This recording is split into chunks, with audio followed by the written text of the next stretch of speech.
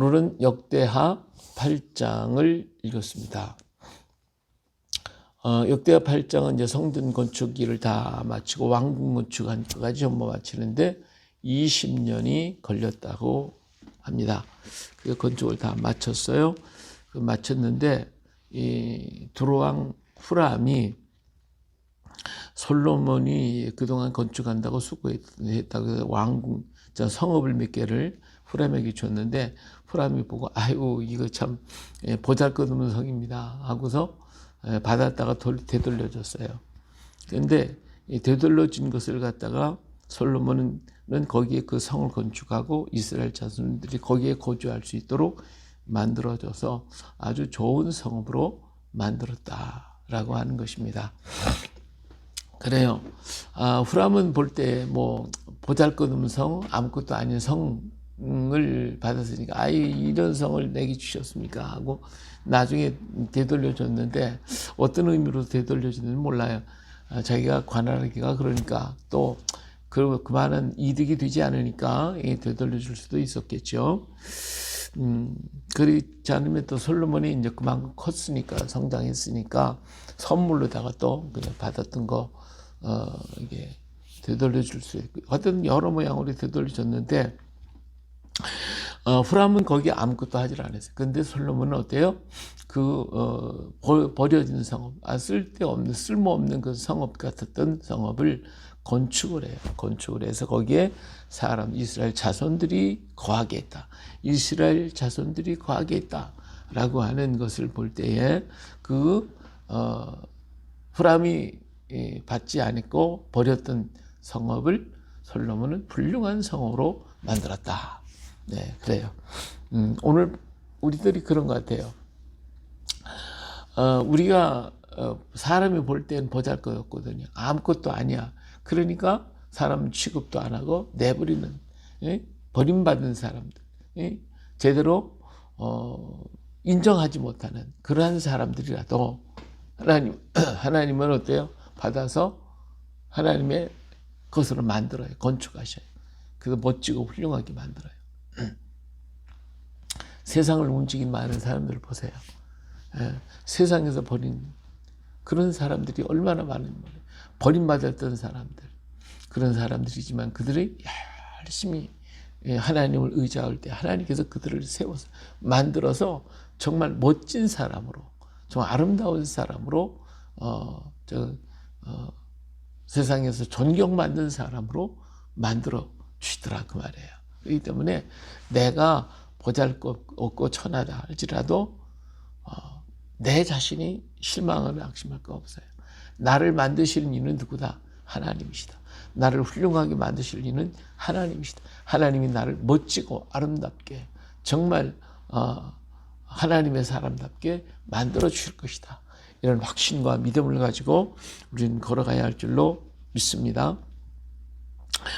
또 여기 보니까 여러 성읍들을 광야에 다듬물을 건축하고 국고성을 건축하고 그래서 이 광야에다가 정말 사람이 살지도 않고 있는 그런 성들을 이런 성에다가 국고성을 만들어서 이 국고성은 뭐 하는 것이냐면 나라의 창고란 말이에요.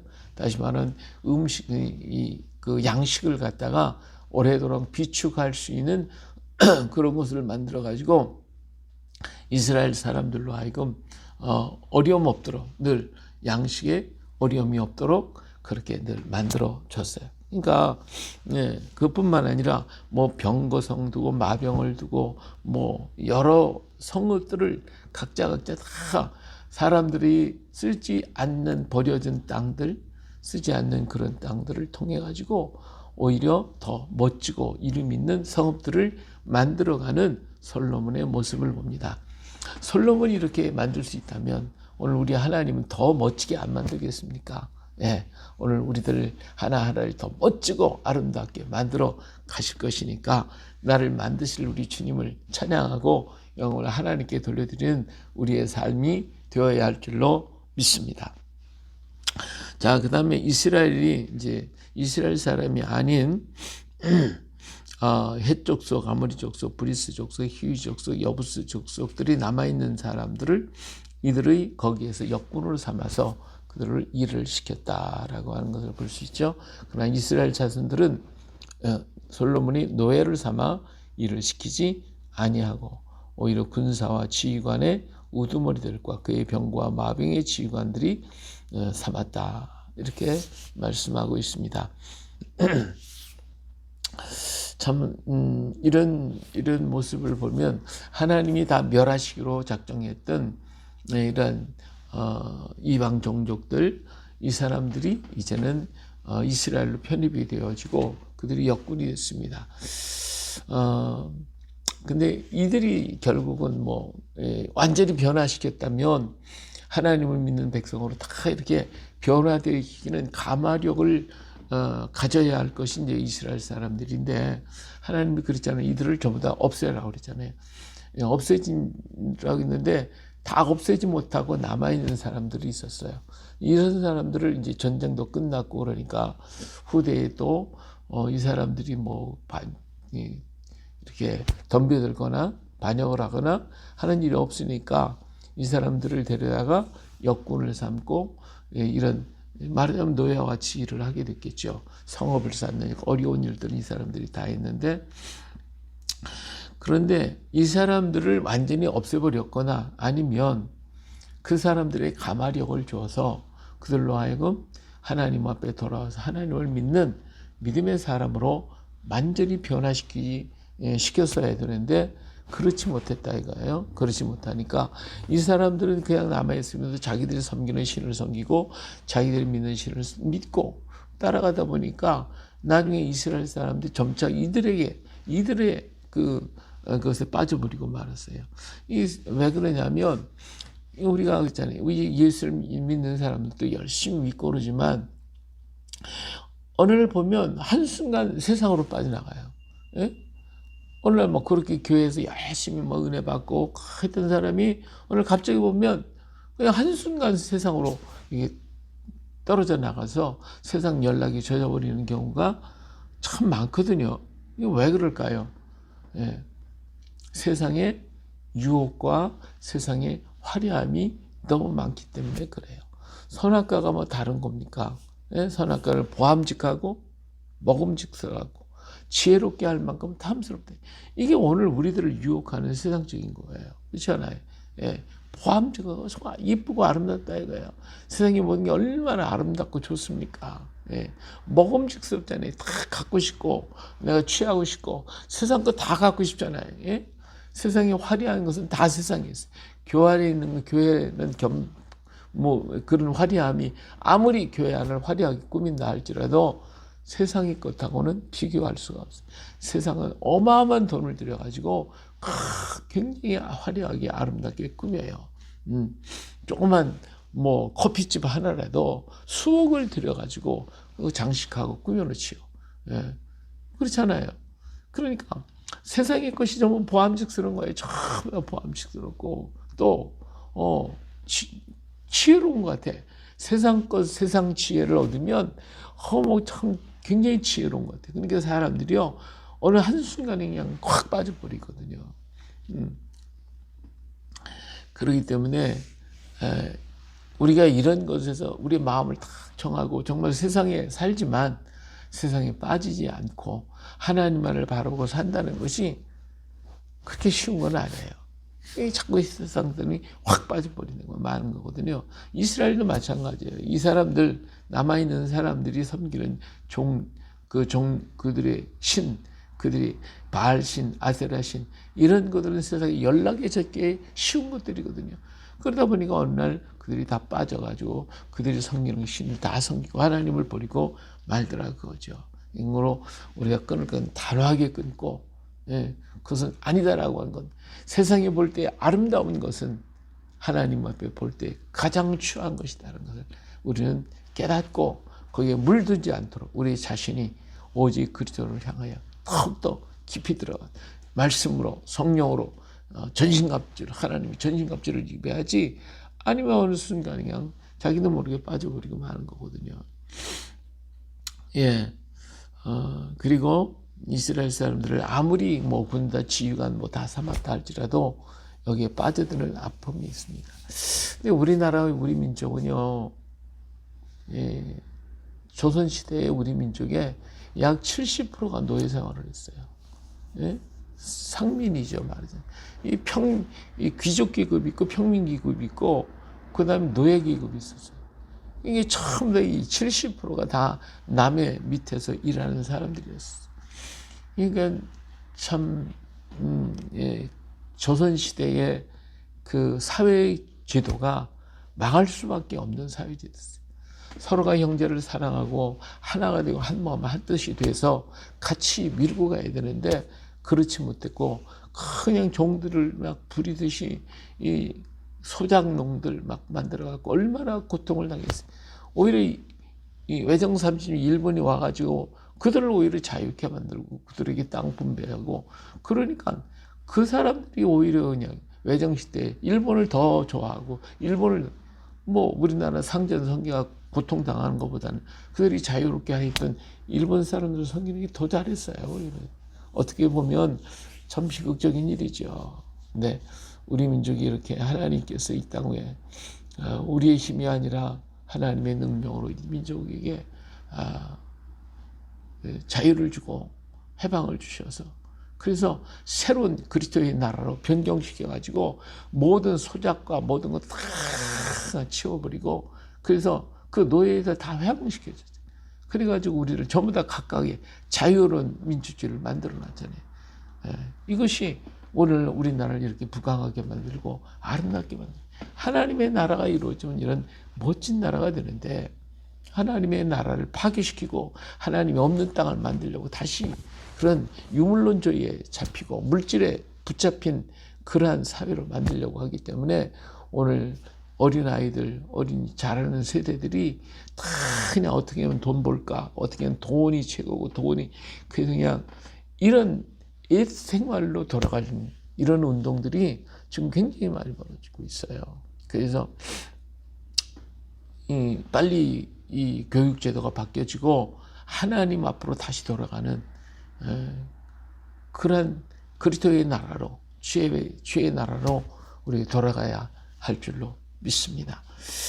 예, 자, 근데 여기 솔로몬이요 11절에 보니까 바로의 딸을 데려다가 다윗성에서부터 그를 위하여 건축한 왕에 이르되 내 아내가 이스라엘 왕 다윗의 왕국에 살지 못하리니 이는 여호와의 귀가 이른 곳은 다 거룩함이니라 했더라.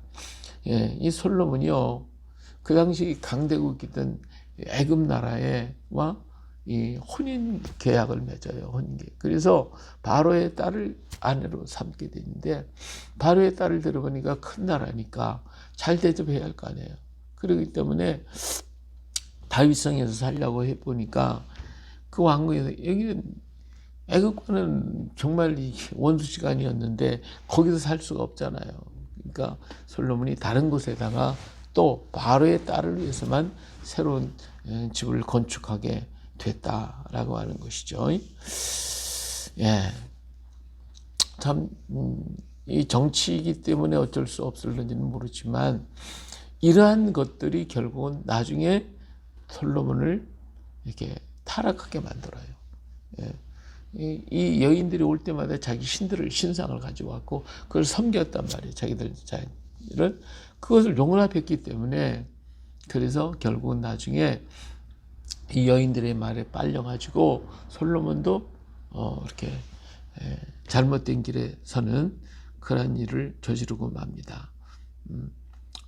솔로몬이 하나님을 그렇게 전적으로 섬겼을 초기의 삶이 계속 이어져서 그 아내들과 모든 사람이 하나님 안 섬기고 그냥 다른 거 다 버리지 않으면 그냥 어떻게 살 수 없게 한다든지 그랬다면 그들이 하나님 앞에 돌아왔겠죠. 근데 그렇지는 못했어요. 마음이 유약해서 그랬는지 마음이 좋아서 그랬는데 너무 사랑스러워서 그랬는지 몰라도 그들 하도록 내버려뒀어요. 그들이 가지고 있는 신들을 다 섬겨버리고 말았어요.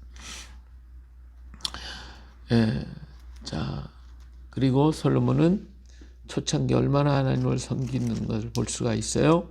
하나님께 번제를 드렸고 안식일과 초하루와 정한 절기 곧 1년의 세 절기 무교절, 칠칠절, 초막절을 다 드렸죠. 예, 이 무교절은 6월절 6월절은 우리 달력으로 음력 3월 14일이 6월절이에요. 이스라엘 달력은 1월 14일이죠. 1월 14일. 그리고 우리 달력으로는 음력 3월 14일이 6월절입니다. 그리고 3월 15일이 무교절이에요. 그래서 6월절 어린 양을 잡고 무교절날 이제 이스라엘은 출발을 하는 거죠. 그래서 무교절, 누룩 넣지 않은 떡을 먹는 그날, 이 무교절날, 3월 15일 날 가야 건국이 이루어집니다. 이스라엘 달력으로는 6월절 날 가야 건국이 시작이 되어지고, 그래서 우리나라의 최초의 교회가 구지봉에 세워지게 되어지죠. 그래서 이스라엘 민족이 광야를 향하여 출발해 가는 것처럼 가야국이 이제 새로운 출발, 무교절의 첫날 가야국이 탄생해서 새로운 향을 가나안을 향하여 가게 되는 거예요. 이 77절은 이제 이 무교절을 지나서 77이 49일 동안을 광야 생활을 건너서 그들이 시내산에 이르게 되죠. 바로 그것이 77절. 그리고 그 다음에 오순절이 이루어지죠. 오순절이 지나고 난 다음에 이제 첫 수확을 하는 초막절이 이루어지게 하게 되죠. 그래서 7절절에 첫 수확을 하게 되고요. 오순절이 지나고 난 다음에 초막절은 출애굽에서 광야 생활하는 게 출애굽의 생활입니다. 그래서 이러한 절기를 우리가 그들은 1년에 3번씩 6월절, 77절, 초막절에 하나님의 전에 다 와서 예배를 드리도록 그렇게 했었어요. 이렇게 하나님의 절기를 열심히 지키고 각 반차를 따라서 하나님을 잘 섬겼던 모습을 보게 됩니다.